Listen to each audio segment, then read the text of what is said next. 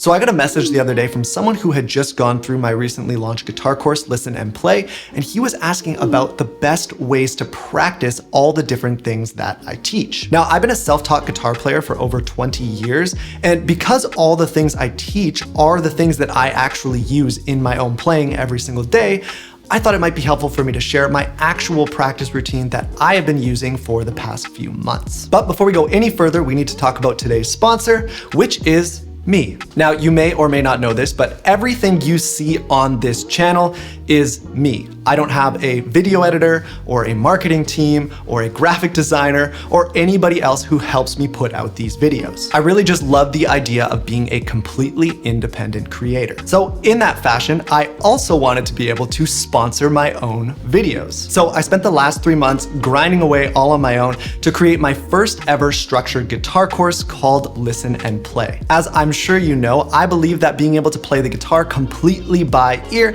is the most valuable skill that you can learn on the guitar. So in this course, I will teach you my exact method for doing just that. Upon completing Listen and Play, you will no longer rely on tabs and chord charts. You'll fully understand all the essential music theory. You'll develop your ear and listening skills, master all the chords in major and minor keys, learn how to effectively deal with non-diatonic and borrowed chords, and have the confidence to jam with other musicians. So if that all sounds good to you and you want to help support what I'm doing here, you can grab lifetime access to the course at the link at the top of the description. Thanks for listening. Now back to the video. So I do my practicing first thing in the morning. Now, I'm a terrible morning person, but this kind of actually works in my favor because there are two main categories of practicing. One of those is disengaged practice and the other one is engaged practice. An example of disengaged practice would be something like sitting in front of the TV with your guitar, and as you are watching something on TV, you are noodling around, running up and down scales and things like that. Your brain is not fully focusing on the things that you're doing on the instrument. Engaged practice is the type of practice where you are engaging your brain fully and totally focusing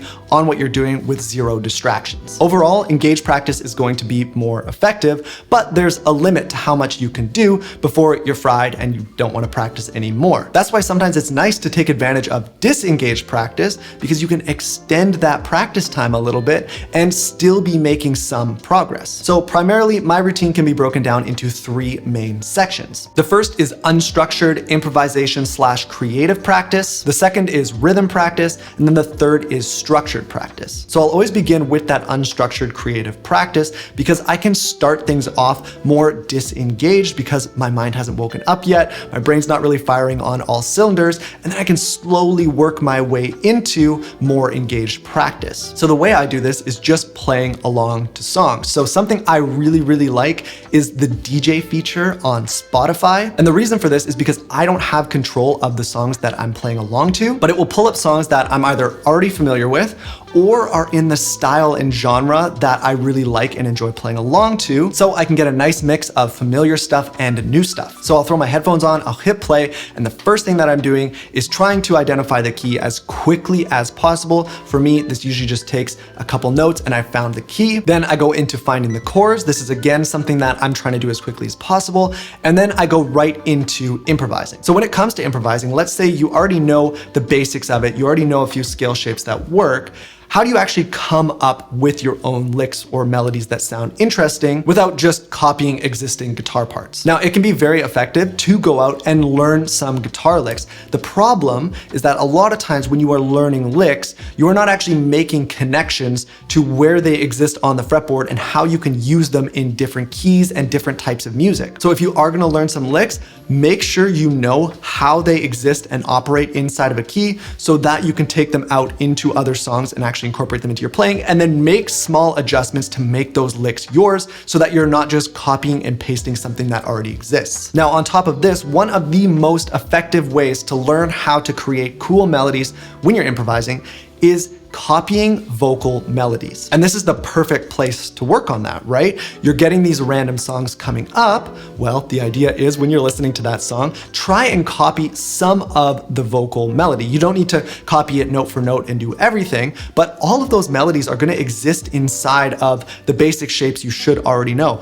A basic major scale shape is gonna cover pretty much every possible melody that you're going to hear over that song. And as long as you can cover a few octaves, you can actually find it pretty easily. Transcribing and incorporating these melodies are something that I do all the time when I'm practicing to just get my stuff sounding more melodic and less like static, pentatonic-y guitar playing. The big key here is with this creative practice along to these songs, whether you're playing the chords or you're playing some licks that you've come up with yourself, or you are transposing and incorporating other licks you've learned from other songs, or you are copying the vocal melody, is that you are creating connections. You understand how it's working inside the music. If you do that, then all of this stuff you work on in this song, you're going to be able to carry over into the next song and the next song and the next song, and eventually you're gonna have a whole creative palette of things that you can draw from that work over just about any song. So that's the biggest chunk of my practice time is spent doing this, starting off more disengaged and just kind of letting things flow and just kind of letting my mind and my fingers warm up, and then eventually working my way into stuff where I'm thinking a little bit harder. I'm thinking more about the chord changes, highlighting chord tones,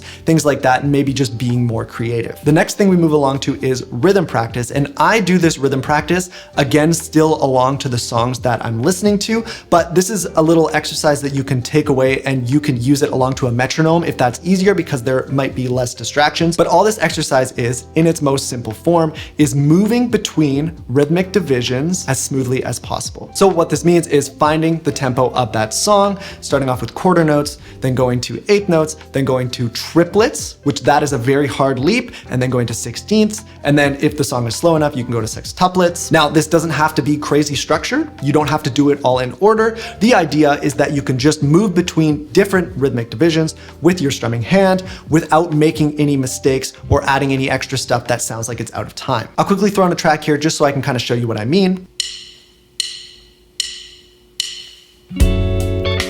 Okay, so all I'm gonna do is match the tempo of the track with quarter notes like this. Just muted strums. And then the idea is to double it up and go back. It doesn't have to be perfectly structured, like I said, so we can go back to this, go to triplets,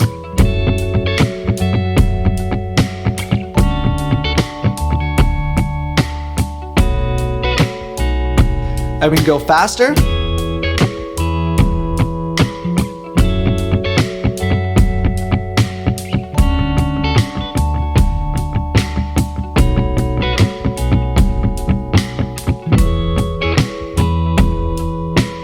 And then, as you get good at that, you can start doing something called syncopation, which is something I work on all the time, which is just random rhythms that fit.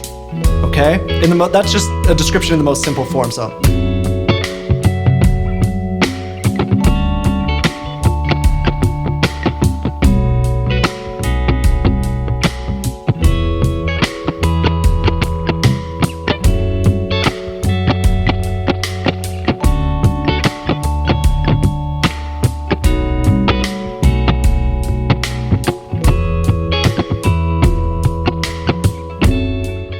So moving into syncopation like that is something that's a little bit more on the advanced side. So only once you've mastered the other stuff, I would say, get into trying to come up with those rhythms like that. Otherwise, just keep it to the divisions that I already showed you. So I'll always save my structured practice for the very end, because at this point, my fingers are warmed up and I'm actually awake enough to work on something that requires all my attention. So this structured practice can look a few different ways depending on how my day or my week is going, but this is typically where I'm going to be working on something new. So if I'm learning a new chord shape, a new scale, a new concept, then this is where I'm gonna be working on that and focusing on that.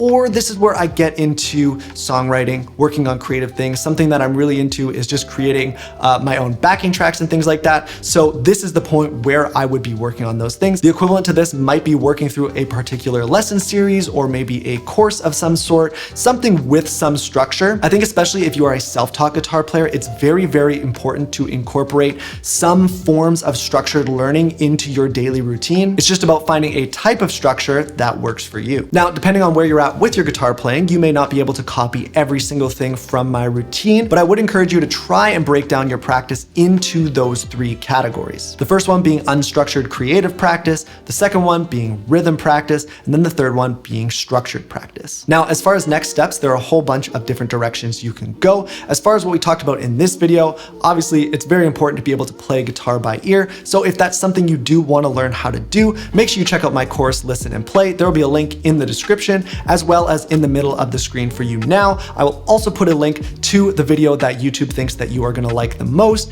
Thanks so much for watching, and I will see you in the next one.